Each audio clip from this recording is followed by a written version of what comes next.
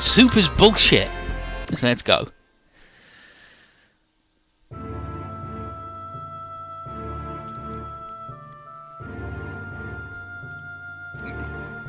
It's fucking Soup's garbage. But okay. Sad music playing instantly because Mir's dead. She fucking died. And Atherin's like, it's my fault. I'm the one who started her down her unhappy path. I shouldn't have consented to what she was doing. It's my fault for being creepy with the lady who looks like my ex. And then Kira tells him not to blame himself because hindsight. And then Kira's like, we could have brought into Durandal's rhetoric if you'd not sent assassins to kill us. But Durandal is insistent on deciding how other people, not just like, should live according to his whims. And people who refuse were marked as unneeded. And none of them can allow such an arrogant man to remake the world. Then Laker says that Durandal's not the only man trying to do that. Everybody should become to Copernicus to sort out Diana's summit. If it fails though, then it means that our people have no choice but to get out there and beat everybody up. And Kira's ready to do whatever is necessary if Durandal and the others leave us with no choice. Lauren wonders how the effect Mir's song had in the hearts of so many people. But so she sees its value diminished because she died for it, so it's not that good. And then Poe says, despite that, Mir wanted to lay whatever life she had left into that one song and do good. And then Harry says that people always have a purpose in life, and Mir, someone who'd been living as someone else, hers was to finally sing a song of her own. And she says the Diana Counters also remembered their purpose, so they all returned. And Phil has been assigned the duty of watching over the moon's cities.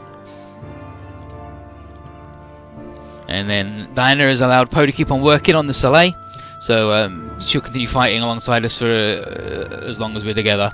And so she's mad about this because she remembers that Poe was the leader of the group that first attacked Vicinity and killed their dad. And then Kira's like, so geez, way to bring up the past. And Poe's like, no, I'm not going to make any excuses, I was just doing my mission, but I will ask for your forgiveness as an individual. And so she just stares at her and is like, alright, I'll let it go. And she says, as Lorna said, nothing good comes out of letting hatred guide us. And the fault behind her father's death lies first and foremost in the horrors of war. So she's gonna do her best to see all this conflict brought to an end. And he's like, I welcome you, Poe, as long as you feel the same way. And Poe's like, damn, I now see what Dana saw in all y'all.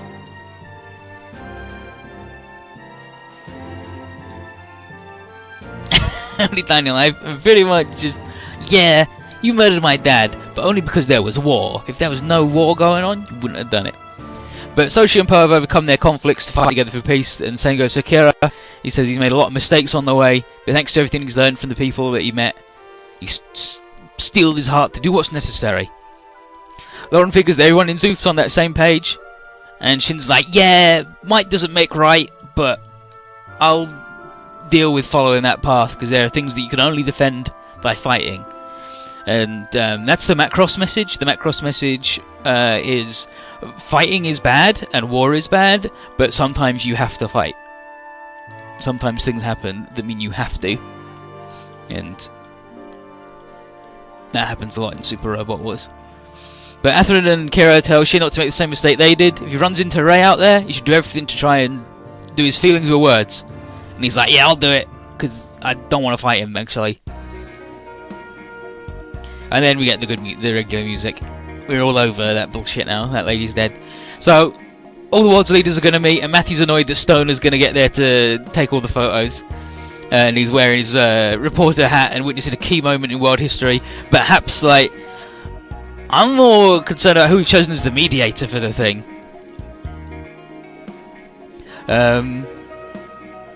Yeah, also, never be a sniper in 2007. Just don't do it. Don't be a sniper in 2007. It's bad news. But Kate Spies these bigwigs actually came out, and Orson says that Diana's timing left them with no choice. Timing Diana? Because otherwise public opinion would turn. Amuro sees deeper into the conflict and figures it's a clash of individuals even more than a clash of ideologies.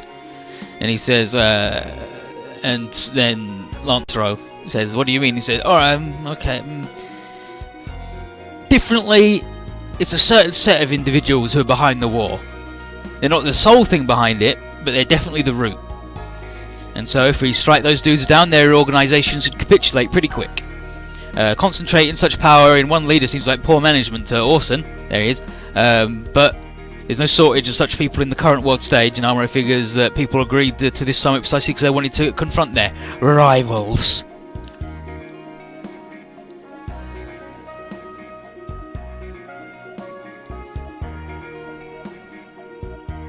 Quattro's gone as Zeus representative, and Shire's gone for Aman and Chillum. Holland's gone, and Hap says that's something of a preliminary skirmish against Dewey. Tallow here on the right wonders if Holland will actually be able to have a conversation with him, but Ren and Jamil figures he's freed himself from his past enough to at least talk to the thing. He is real Trace Cushionada, right? Tallow would like to think that Holland's moved beyond the bullshit, but Dewey's probably hasn't because he's fucking stupid. Kay and Mimsy tell her to relax because worrying too much won't be good for her baby. And on that, Tallo's like, "Oh yeah, speaking of that, there's something I wanted to talk to you, Mimsy." So they go off. On the S1 refugee things, Man reports that Aphrodite and Peril hide in the Algol in subspace using some of its remaining energy, and he just hopes that Earthlings won't attack it because it's only got civilians on it now. And then Writer's ready to stand in their defence, but Julie says that this issue hinges on the Copernicus summit. Humanity as a whole needs to decide what to do about the refugees. And then Jamil says, howdy Todd, how you doing? There's a problem with this conference is that the Federation is at a major advantage thanks to all the disinformation in the UN. It's got, the United Network says that the Universal Network says that the Federation were the ones who took out the Skull Moon Alliance, and we got in the way. And it's like, damn it, those Chimera fuckers again. And Kay's not pleased with their cheap moves. But Hap's like, I mean, all the civilians seeing the Feds as their saviours now, so I mean, it's a cheap trick, but it worked. And it may be that the Universal Network, which is an ideal method for widespread thought control, and that's their true ultimate weapon. And it won't be long until the minds of many are fully indoctrinated, and all we can do is trust in Quattro and the others to safeguard humanity's future. I mean, there's not many people that I would say, like, put Earth's future in their hands, and I think Quattro definitely isn't one of them. But here we are at Copernicus. And Roger's the mediator. And he's going to encourage free exchange of ideas and positions as the only way to eventually reach a solution for the crisis gripping the world.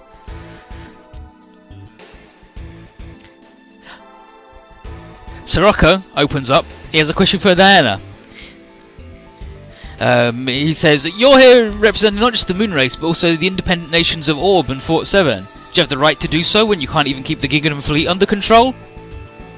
And Diana says that the fleet has already broken ties with the moon race, and while she did invite Gim to be here, he refused. And then Sirocco's like, "Your star power seems to avail you not against this god of war. Maybe I was mistaken in choosing you as queen of the next era." And Diana is like, "Damn, you're a real sassy fella there, aren't you?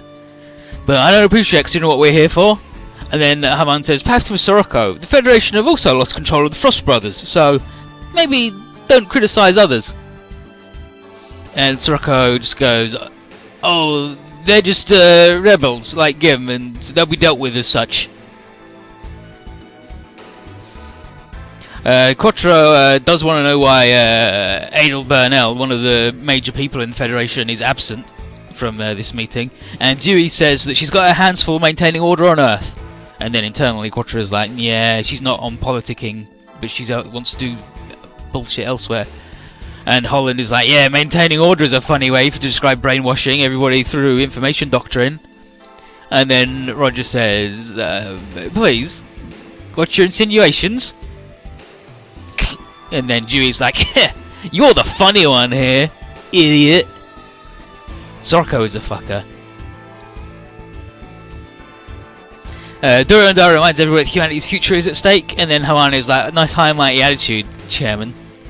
And she says, Zaft were pretty careful during the Skull Moon Alliance invasion, weren't they? But Durandal says, yeah, we were a little bit late, but we weren't going to remain passive as the aliens conquered Earth. The on-site crew decided to attack sooner than planned, but they were going to deploy eventually. Quattro asks if Durandal figures mankind should be able to come together now that the demon alien threats are gone. And he says, oh yes, harmony between all peoples is the goal, and that's what I've preached from the beginning of the conflict. Quattro finds that flimsy justification for his secret alliance with the Chimera and his overly dramatic reveal of the Sage Council, and Durandal says, oh, that was necessary, and as a result we could sweep away part of the corruption that was nesting in the Federation. But it didn't actually stop the war, though, did it? And Durandal says that's the responsibility of the new Federation leader, Sirocco. And Sirocco says, oh, just par of the course, as both naturals and earthnoids share a deep mutual hatred with the coordinators and spacenoids. And then he says, it's impossible for both sides to simply let bygones be bygones at such a late juncture. So Durandal says, with that in mind, I have a final proposal. Rather than both groups seeking mutual destruction in war, what if we just acknowledge each side's right to exist and just leave each other to their business? And then Dewey says, both groups take the same planet as their homeland, and yet you suggest they ignore each other? Unnatural. And then Sirocco says, that just adds to the stagnation of humanity as a whole. I can't approve such a method. Who doesn't hate the chairman? He's awful, right? Daniel's like, oh, the Federation wants to keep fighting real bad, huh? But then Sirocco says, no, we do not desire the extermination of the Spacenoids. Logos and the Blue Cosmos have long since gone from command, after all. And Durandal just looks at him, and Sirocco is like, I just believe this harsh world needs order and stability in order for humanity to grow properly. And Quattro just says, so, I take it that means you want the Federation to dominate everything to pull that off? And then Holland says, admit whether or not you also want the moon and the colonies, because the Earth is pretty messed up thanks to the Federation's bid to wipe out the Corallians. And then Dewey is like, necessary for the existence of humanity, and we'd just do dimensional collapse if we didn't do it. Durandal agrees that and takes it all as all the more reason why we need to see that as a potential ceasefire is made, because the war's going to end, right? And if you can't agree to that, then he says the Apuleius Allied Army support will help with the extermination if everybody can agree to be friends and be good. And then Hermione's like, alright, stop right there, Chairman. A ceasefire will just give you the time to implement your destiny plan. And then Sirocco tells him to come clean, because everybody here knows about it, and its results from the Black History. And Durandal says, I've also been informed of those two Category F men. However, they are simple examples of the Destiny Plan being misused. And, with you at the steering wheel, everything will go perfectly. Is that what you're implying? Is what Sirocco says to the Durandalster. Saying, oh yeah, you'd use this thing for good, right? And then Durandal says, oh yes, absolutely. Source of all fighting across the histories of every world is from the fact that people don't know their role. By giving people the perfect role for their potential, then the root of hostility will be under control.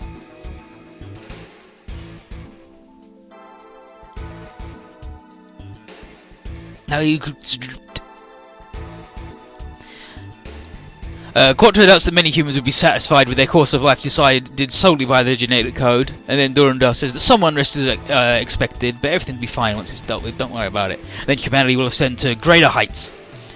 And then Daniel says, suppressing dissenting opinions through force is a crime against human dignity itself, to say nothing of the fact that deprivation of freedom in the name of order is nothing if not tyranny. Shai then steps in and says that his plan would mean abandoning the very essence of life. It's up to every person to live as they want, and to make, or not, good use of their potential. Durandal says that people wouldn't end up in Shai's position if the system was in place. And she says, oh, you're talking about me and my problems with Manisha, my sister? And he's like, yep, I looked through your private life, and the Destiny Plan would have chosen the perfect couples, so there wouldn't have been a love triangle over Manisha's husband. And Shai says, oh, so you think I abandoned my life with Emma for my sister's benefit? And she says, not once did I think the decision was something to be sad for, because I made it myself, with no one else's input. And then Durandal's like, oh shit, she's completely countered my garbage. And Sirocco is like, as much as I love seeing you fail to convince even one woman, Durandal, it's obvious you'll be able to calm the unrestful world with your stupid bullshit, so the only way to do it is by force. And Durandal is like, well, I haven't thrown force out the window. And then Diana inwardly is like, what could be the reason behind his unshakable resolve? But Sirocco says that methods notwithstanding, both him and Durandal are on the same page in the fact that humanity has no future without guidance. The only difference is that Durandal wants to do so via their genes, while Sirocco figures a new genius in charge is what's necessary. Diana and Quattro both say they're full of shit, and says that one person should not be allowed to decide the course of the world on a whim. And Sirocco says, such is the answer of the great Xeon Dacon's failure of a son. And Quattro is cut deep by that. But all this talk of great dads makes Dewey do a smirk, and then Holland's like, what are you so happy about? And he says, any new king only has the right to ascend to the throne by striking down the previous one. And Holland is like, oh, is that why you killed our dad then? And Dewey's like, you're just as guilty of killing our mother, shitlord. And Holland's like, well, I was being fucking born, that's not my fault. And Dewey's like, nope! You killed our mother during labour. This matricide made our father call you, dub you the next king, the successor to the Novak household, all in accordance with what little Earth tradition remains to them, because he'd killed the previous one. And then Holland is like, so what, you refuse to accept that and then killed our dad in the name of acquiring the same right? And then Dewey's like, that's right, the Novak family brought the pilgrims back to the promised land, and I am its leader. So we now know that Dewey's a complete fucking idiot. And Holland is like, wow, dude. The only thing that happened after your patricide was that the other noble families tore our household apart and left us destitute. And then Dewey's like, but I'm still king by my own efforts in the name of saving the world. And then Holland is like, well, the Agahar project, whatever you're doing with that. Adrock Thurston never wanted the Corallians to be exterminated. And then Dewey says, but their awakening will kill everybody and push us past the limit of questions and lead to dimensional collapse. Extermination's the only way to prevent it. And Holland's like, nah, I think there's other ways actually. And then Sirocco is like, so, how would you deal with the Corallian threat? You're not gonna ask the world to hang on the chance that you can reach an understanding with the things, are you? And Holland's like, I don't like your tone, mister. And Durandal is like, I'm also not inclined to bet the world's fate on something as uncertain as trying to understand weird antibody things. And then Sirocco says, my, you're quite the prototypical hippie, hmm? You criticise others with your sentimental rhetoric, but fail to offer a single tangible solution. Shia tries to remind them that in case communication with the Corallian fails, they can still do the dimensional repair, right? But Durandal sees that's an even more case of extreme self-righteous oppression. When the singularities touch the great singularity, they can trigger the problem. But the problem then is that the singularities alone will have the power to decide the way that space-time is rebuilt. And if that's not the greatest example of a few people arbitrarily deciding the course of the world, the very thing that Shah was so fiercely opposing. And Quattro's like, oh, I mean, I guess you're right. But, like, this is their argument, right? They're like, you can't let two people decide everything. You should just let one of us decide everything instead. Jeez. Like, they've gone, so you're against one person being in charge, but not two? Surely all of space-time is more important than just humanity. Two people doing all of space-time, that's way worse than, I don't see how you can be against us, but before that, But so I suggest that everyone should work to build a perfect dimensional manipulator, and with that, do the dimensional repair together. But Dewey just says, not enough time, not enough time. Collapse will happen before then. And tech is too much, that tech is too much for mankind to handle, as the second break proved. Holland is adamant that he won't tolerate the Corallians' destruction or Dewey's arrogant methods. And Dewey's like, oh, your immature bellowing is pissing me off, dude. And then Diana says a lot of damage has been done to the Earth in attempts to get rid of the Corallians. Wouldn't it be much more reasonable to try and reason with them up to the very last minute? And Holland's like, absolutely, because we found Eureka's partner. And then Dewey just goes, Eureka, that human-like thing has long since served its purpose. And then Holland's like, Kisama! But before he gets to jump at Dewey, Roger's like, everybody calm down. I will not tolerate any irrational outbursts in my negotiation. The two brothers are at each other's throats, and Durandal goes, impossible for us to find common ground. So Sirocco says, oh, that sounds like you're giving up. Looks like war's the only way to settle this. And then Haman's like, oh, like, you were gonna let this fucker do anything? But she said, you're intent on setting yourself as leader of the world? He said, oh, no, I'm not that conceited. I'll absolutely retire once the world is at peace. And he says that Diana seems like an appropriate person to lead. And she says, the very fact that he thinks that he's the right one to make that call shows that he is as conceited as he is accused. And Durandal says that while the agreement is impossible, he admits that both he and Sirocco already have a vision for post-war. What about you, though, Shah Aznable? Asks Sirocco. And he says, you're just a mere pilot for and Zuth, while having a lot of strength at its disposal, lacks a clearly defined goal. So you're definitely the most dangerous force here. And Durandal agrees, and says that our limited vision is what brought about the endless conflict of the Black History. And the Quattro's like, I'm still not trusting any of your plans, you're still off your rockers. And he says, even if I cannot bring about a new age myself, others will certainly rise to make it so.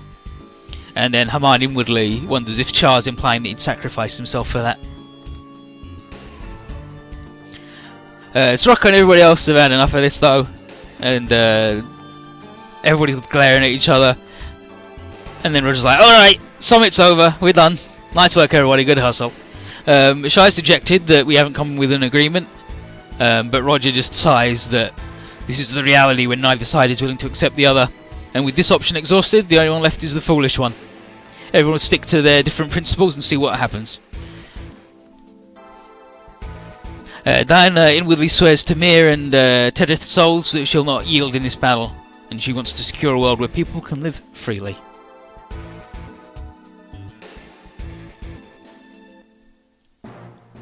Setsuko's upset that things are going to come down to a fight after all, but Dorothy was like, well, Roger's negotiations do normally break down, so I'm not very surprised.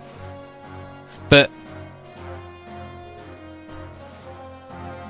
that's fine. Things have gotten past the point where they could have diffused it with words, and Roger agrees, but he does tell Dorothy that he didn't want things ending like this. Where Stoner sat as the reporter, nothing but this outlook's possible, and Setsuko figures mankind as a whole has driven itself to this corner. Koji figures that that's where we come in, and our job is to put things back to right. And Setsuko is willing to do whatever it takes. But the battle between the Federation and the Aprilia Salad Army in Zuth will start soon, and Quattro says in 3 hours' time we'll begin our assault on Zaf's mobile fortress Messiah, which has reached Earth atmosphere. Durandal's trump card, and Haman doesn't know what it can do. They wouldn't have moved it all the way out here if it couldn't do something. Quattro's not happy that this foolish battle is the only way out, but Amuro and Shin tell him to cheer up.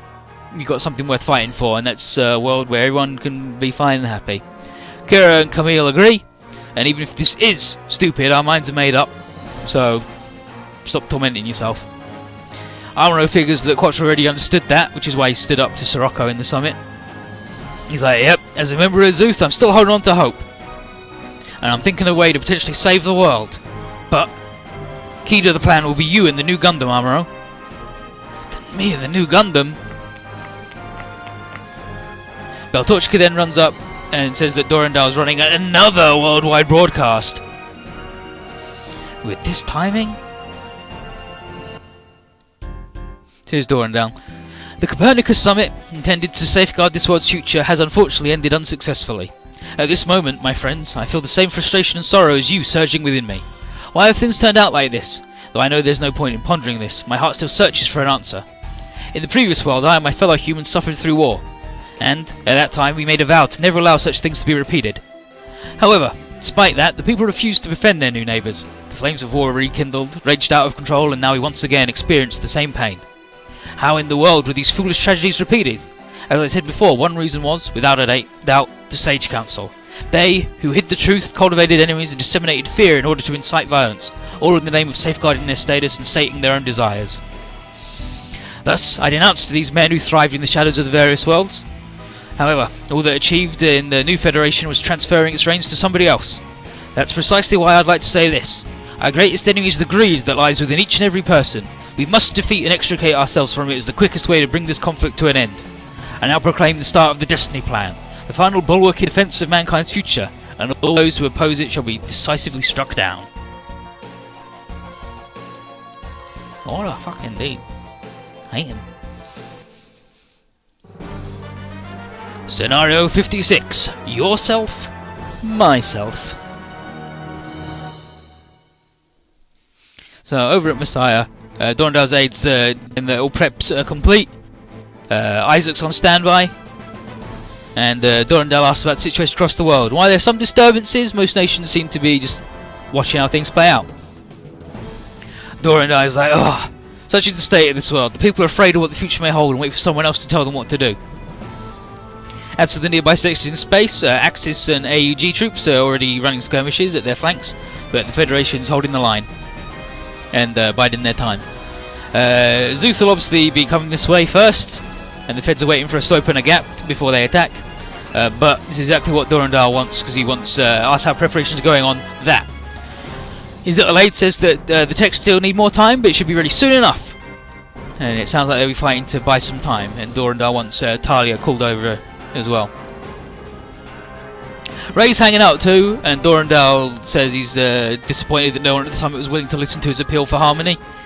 And he's just like, it never ends. And then Ray says, you had no choice, because the others were rejecting your words. He's like, if you had shown weakness now, the world would have been plunged into chaos. But if this war continues, then it will bring around the black history. And I don't want to allow the world to go down that path, even if I won't be there to see it. And he vows to make the Destiny plan a reality. But then we're coming in. And then Dorndale says, and so the curtain rises upon the final battle of mankind. Right, and then we got 3, and then 1 more. I mean, the slay's pretty good.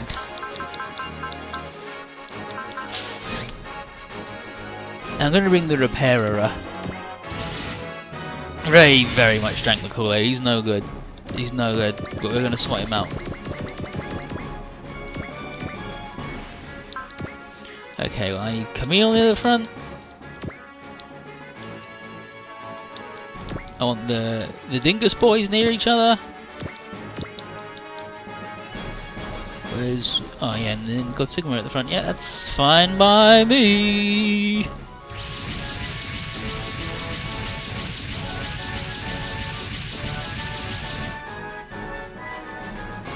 That's the Messiah? Sure is, right. They brought some Gondwana class carriers too. They're really going all out here. I didn't really read it, but... and then Shin. Ray and the Minerva haven't deployed? No choice but to face them. And then Neo. Yeah, especially after everything it took to get here. And then Kira. It's come down to fighting after all, but we're going to put an end to this today. Alright. And then Lakers. Dreams and hopes for what the future might hold. These are what give people the power to live. Take those away for whatever reason and humanity will be ruined, reduced to a life in stasis. And then Apollo. And that ain't no way to live. And then Gad. Yeah, I ain't sympathising with those bros, but no way I'm putting up with the Destiny plan. And Camille. This battle is for the survival of both the world and the people. I won't hold back. Let's go! As beings who are alive, we must stand against what would destroy us, the dead world the chairman desires. Alright. And then Kay. We got the singing princess cheering us on, eh? Sounds alright to me. And then Roger. We'll keep walking with our heads held high. Such is the choice we made. And then Quattro. That's right. We must seize our present if we're to have a future. And then Muru. All units, open fire. Break through the defensive line and bring down Dorndale and his Messiah. And then Ray. Shin. Ray, this battle is my own choice. I won't hesitate anymore.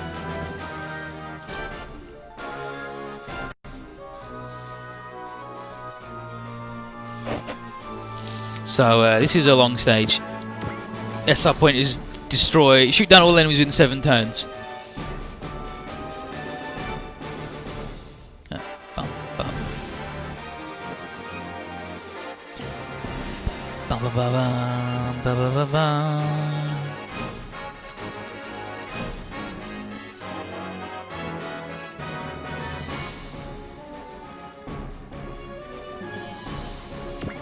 And that's not the big ship. Where's the big ship? Here's the big ship. It's 3 large, but it sucks. And they actually didn't go for the SR point on a first run, because you got to be ready for bullshit in this corner, and then I think this corner too. That's, I mean, it's fine.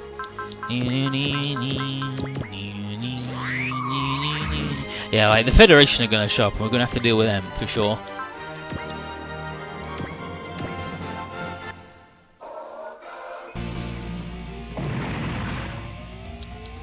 Look at this bullshit. K, full weapons upgrade, cannot take out.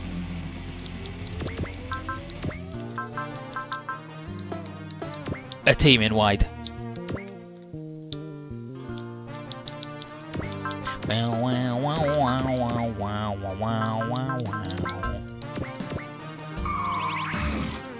Yeah, all the SR point related secrets are done. We got the G bits and all that jazz.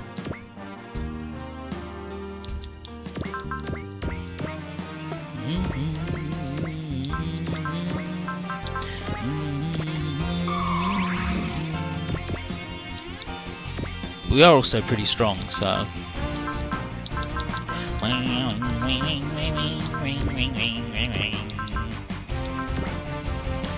Let's just center him.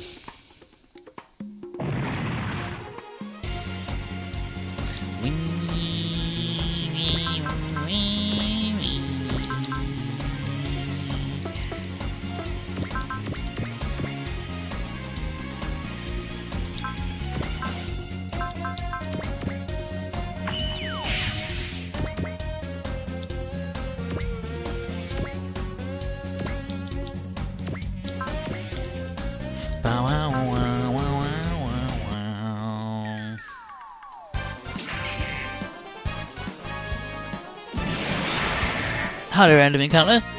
The robots are doing alright, we just kicked off the fighting. We are gonna fight the Minerva. We're gonna have a good time doing it too.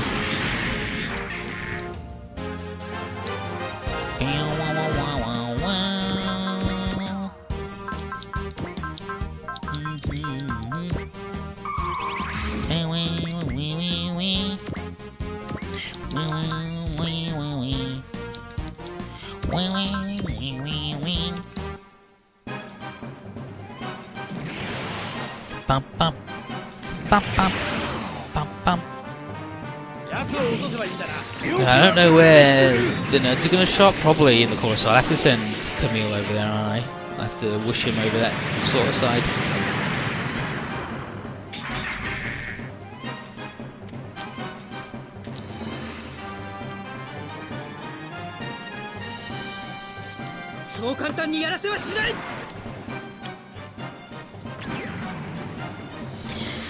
You can't stop me!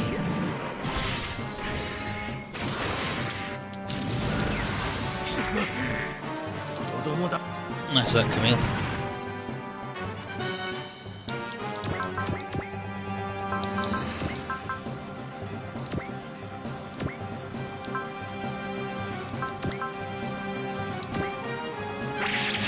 How bad is unit slots in G-Gen?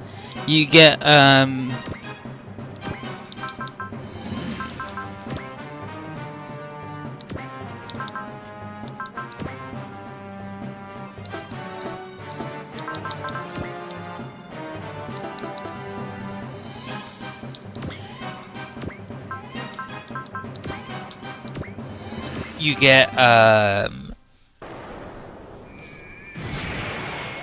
one master per ship, and then 10 other squads per ship, so you can have like 20 dudes out. But seeing as you make as many units as you want, like you do it all, it's not so much a problemo.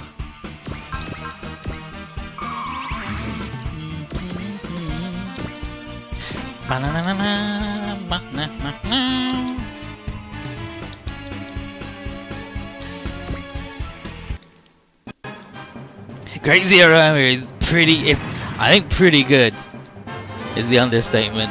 The only problem is it means you get like nothing else, so it sucks in that respect. But he's a wild ride.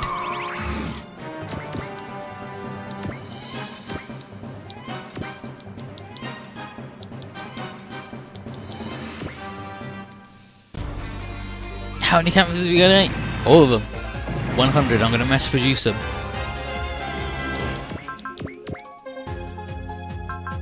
Bing bing bing bing. Bing bing bing bing.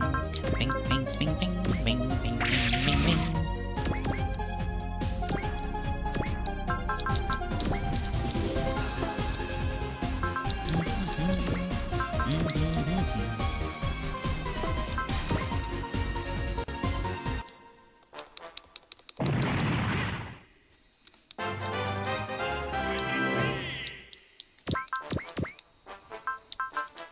Ba-bum, ba-bum, ba-bum, ba-bum, bum, bum, bow. And I need Shin to fight the fucker. But we gotta get to the fucker first.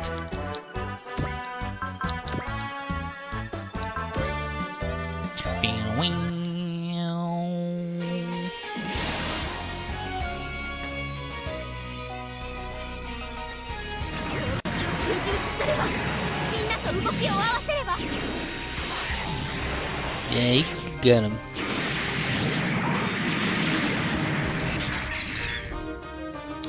Nice try, 4.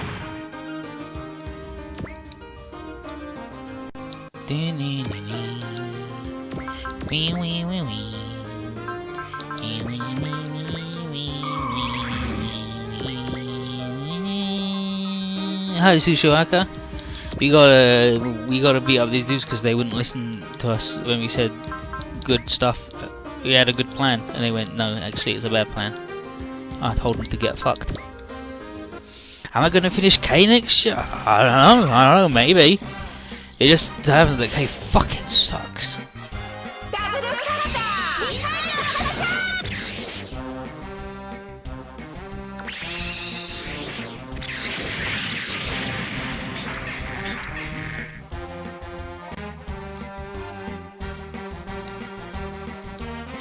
Yeah, if you could kill the guy in front and then your support attack then got the next dude, that would make things real fast, wouldn't it?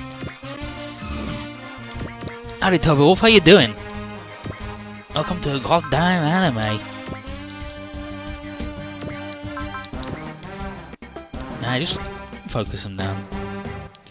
Those guys aren't hitting anything anyway. Bam bam ba-dum. Bam bam ba-dum. Bam bam ba-dum. Wow wow wow wow. Wow wow wow. What I do want to do? This dude.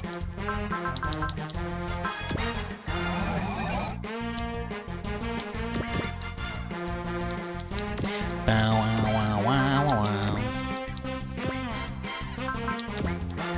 Bow wow bow wow.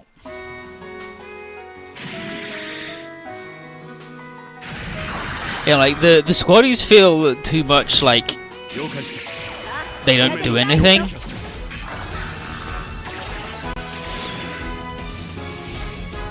Damn, Total. Well, this is the right place to come if you want to talk about stupid anime bullshit robot games.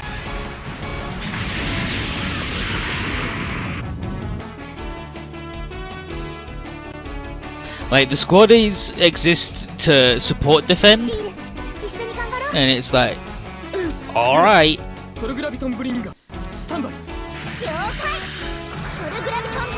And I guess to drain energy from barriers, like, they're not actually there to do much other than beat spirit poles. Like, they only ever do their platoon attack, which is why I think the Z system with the maximum break, like Z3, being able to choose whatever your attack you want in that thing, in that scenario, is real good.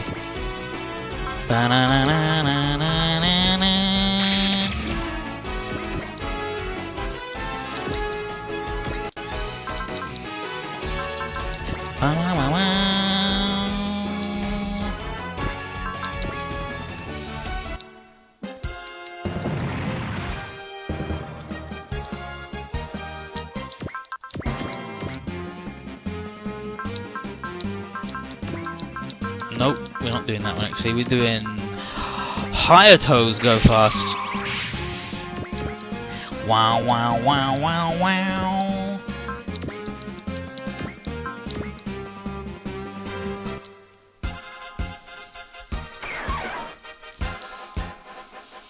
Like, if V does triples and it changes the tri-formation to be flying V, like it's just center bit inverted, so then the three formations are different V's, but then they have the Z3 system and mechanics of that. That'd be alright. Howdy Tail Saga, the Mars Emperor G looks wild. It's not what I would have done for a Mazen Kaiser version of Great, but it's certainly a wild dude. But how you doing, Tail Saga? Get the robot.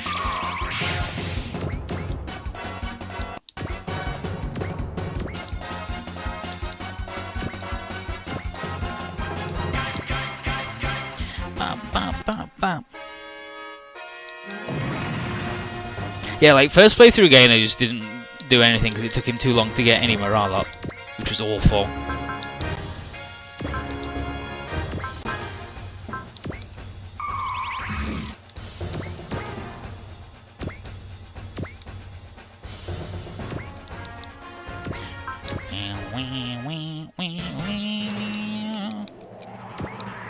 Beautiful, beautiful, beautiful.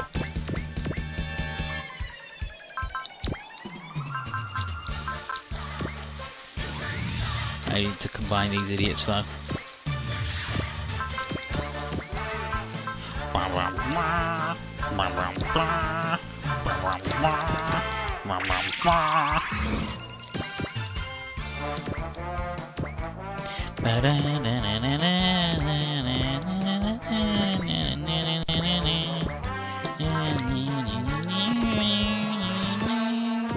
And I am moving these because I don't want them to end up somewhere weird and surrounded and get murdered.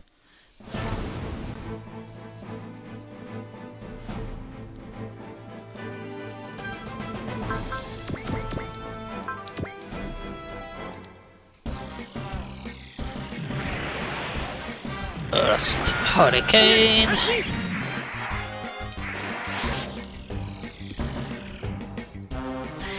I want to play J again, but you know what robot to start with. If you can't start with the fourth one, the Violent, go Grante. Yeah, I will do Z2 and Z3. I want to do Z3 because then, without the Wings of Void that kill Adolescent, so people can see it. It'll still be blocked in America because Fly High, but at least you can work around that with websites that let you count as a unit from any country, whereas when it's blocked worldwide, you can't. And then, and Z2, I didn't upload that to YouTube ever, so that'll be a good one.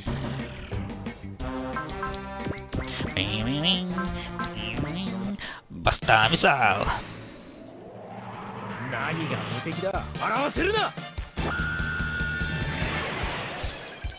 What are you doing? Friggin' look at me like that, being all wrong?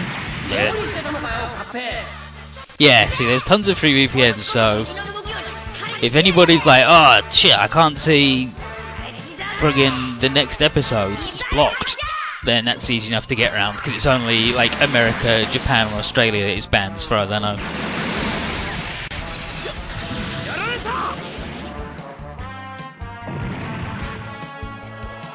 It's alright, the only wing dude I even fucking used was Zex anyway, so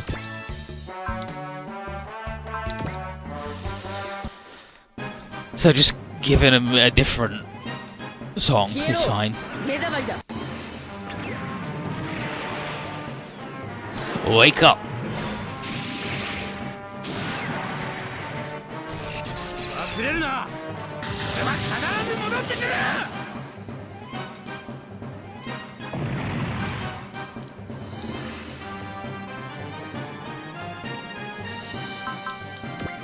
All these wide formations, I hate them.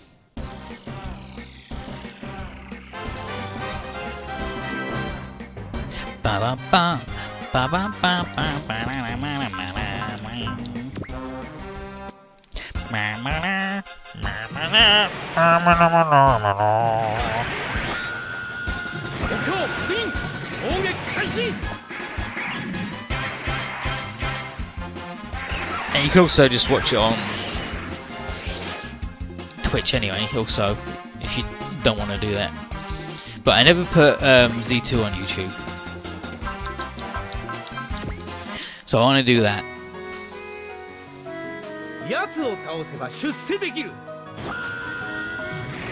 Which pilot and sub-pilot? For Granted, I like Melio because then you go places, but if you're just going to do the ultimate J strategy of skip turn till they come to you in Granted, then Festeni is the best one. Because she just makes you do more damage and murder things.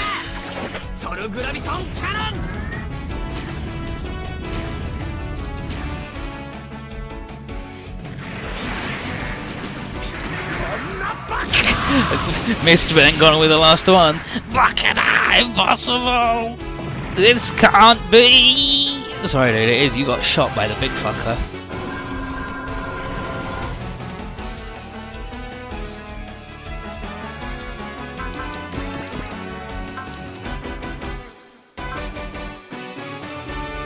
We're not doing that move, you weirdos. The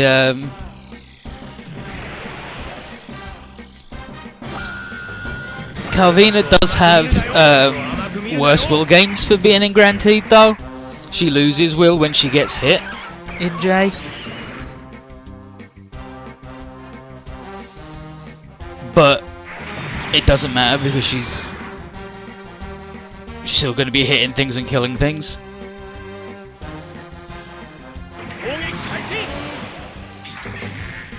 Like, it's not a problem. Because every enemy will fight her in Granted anyway. Z2 has never been taken down because it's never been up. But Z3, they decided a few months ago that Wings of a Boy that killed adolescents was banned worldwide. You fucking missed Koji. I don't know how you missed that, dude. But Mazin Power, good to go. So, look, big chunks of that are now missing, even if literally one attack loaded up on that dude for one turn. Yeah, sometimes they suicide to Mazinger instead of Granted. Like, the best robots in J are Mazin Kaiser and Granted because everything fights them. It's spinning round. Nice funnels, idiot.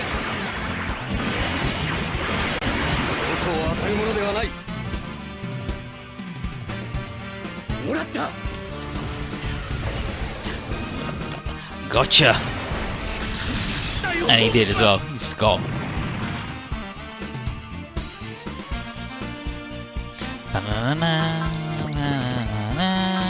Yeah, oh thunder.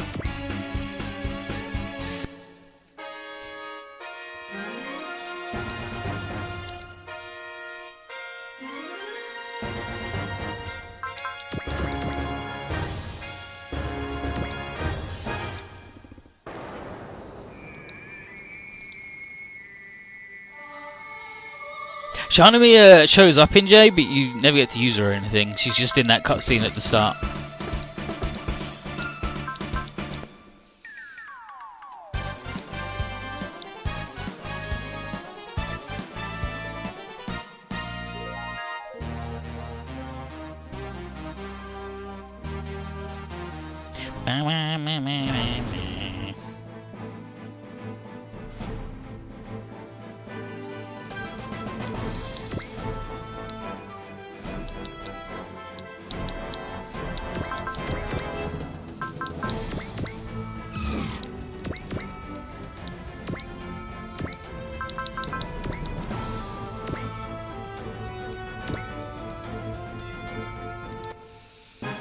Okay, what do I got to do for Isaac?